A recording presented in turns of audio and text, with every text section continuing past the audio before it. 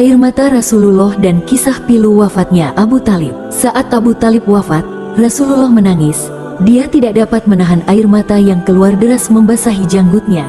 Sambil berlinang air mata, dia mengusap kening pamannya yang telah meninggal seraya berkata dengan suara yang tersendat, "Paman, semoga Allah melimpahkan rahmatnya kepada paman. Paman telah mengasuhku sejak kecil, memeliharaku sebagai anak yatim, dan setelah aku besar, paman jugalah yang membela dan melindungi diriku.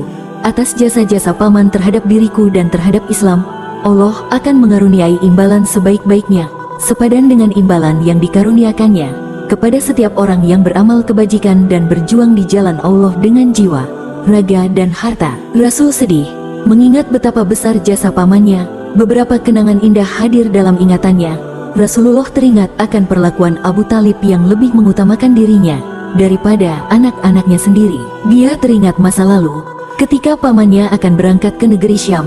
Ketika itu dia bertanya dengan suara yang memelas, "Paman, kepada siapakah paman hendak menitipkan diriku, anak yang tidak berayah dan beribu ini, serta tidak ada tempat bernaung?" Saat itu Abu Talib menjawab dengan meneteskan air mata, "Demi Allah, engkau tidak akan ku titipkan kepada orang lain."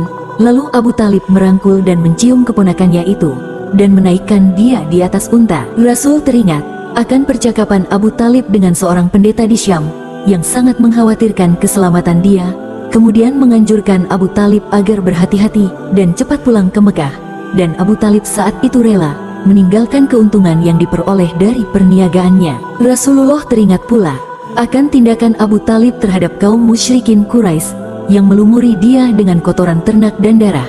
Ketika Abu Talib melihat Rasulullah pulang dalam keadaan tubuhnya kotor penuh kotoran tersebut, Abu Talib terbangun dari tempat duduknya, mengambil pedang lalu mengajak seorang pembantunya berangkat ke Ka'bah. Di sana orang-orang jahat yang mengganggu Rasulullah sedang duduk berbincang-bincang dan berkelakar di sebelah rumah suci. Melihat kedatangan Abu Talib membawa pedang, mereka membayangkan sesuatu yang gawat akan segera terjadi. Akan tetapi sebelum sempat berlari, Abu Talib berkata lantang, "Aku bersumpah, demi Allah, kalau saja di antara kalian ada yang berani berdiri, akan aku pancung kepalanya dengan pedang ini." Setelah itu ia menyuruh pembantunya untuk melemparkan kotoran ternak dan darah ke muka dan pakaian mereka. Rasulullah teringat juga peristiwa pemboikotan dan pengepungan kaum musyrikin Quraisy terhadap orang-orang dari Bani Hashim sebagai hukuman kolektif yang dijatuhkan kepada Rasulullah. Ketika itu Abu Talib selalu menjaga dia siang dan malam demi menghindari kemungkinan adanya seorang musyrik yang menyelinap ke dalam Syi'ib untuk menculik atau membunuh dirinya. Rasulullah teringat juga sebuah peristiwa bagaimana Abu Talib mendapati Ali menganut Islam. Rasulullah kemudian menjelaskan bahwa agama ini menyeru kepada manusia untuk menyembah Allah yang Maha Esa, bahwa Allah tidak boleh dipersekutukan dengan apapun. Berhala harus dihancurkan, silaturahmi harus disambung, jiwa manusia harus dipelihara, dan keamanan harus dijaga. Manusia harus mencari kebaikan serta menjauhi kemungkaran. Salah satu pernyataan yang paling berkesan saat itu adalah, "Wahai pamanku, ini adalah agama Allah, agama para malaikat, agama para nabi, juga agama leluhur kita Ibrahim. Allah mengutusku sebagai rasul bagi manusia. Engkau pamanku adalah orang yang paling pantas diberi nasihat dan kuajak ke jalan kebenaran.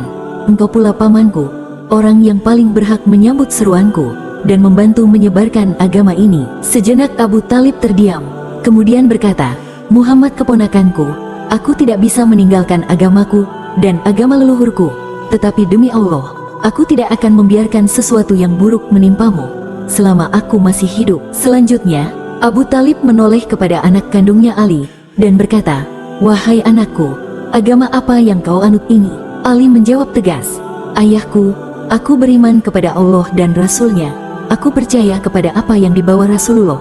Aku melakukan ibadah bersamanya. Aku mematuhinya." Jawaban itu membuat sang ayah menatapnya dengan rasa sayang. Ia berkata, "Kalau ia mengajakmu kepada kebaikan, taatlah kepadanya." Kemudian Rasulullah menceritakan peristiwa ini kepada Khadijah. Dia pun tak bisa menyembunyikan kebahagiaannya. "Kabar ini benar-benar berarti," kata Khadijah. Kepergian Abu Talib dalam posisi dan perannya yang begitu besar itu membuat Rasulullah sangat terpukul, karena ia kini jadi rentan, posisinya lemah, tiada lagi dukungan moral dan kekuatan. Wallahu a'lam bishawab.